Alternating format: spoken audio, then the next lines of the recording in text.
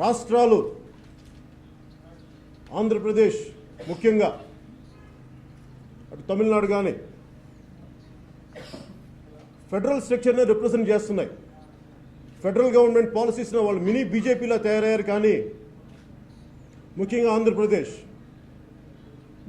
Mini బీజేపీలా తయారైంది. కానీ అక్కడ తెలుగుదేశం ప్రభుత్వం లేదు. అక్కడ మీరు ఆ రోజున ఒక్కొక్కరు 5 సంవత్సరాలు కాదు, 10 సంవత్సరాలు కాదు, 15 సంవత్సరాలు కూడా సరిపోదని చంద్రబాబు గారు అంటే వెంకయ్యనాయుడు గారు గొంతు చించుకొని ఇవ్వాలి, రాష్ట్రానికి ఇవ్వాలి, అన్యాయం జరిగిపోతుందని చెప్పి అందరినీ నమ్మకం కలిగించి ఓట్లు వేయించుకొని ముందుకెళ్ళాక ఈ రోజున సంజీవిని విద్యగా అదేమన్నా సంజీవినియా లేదంటే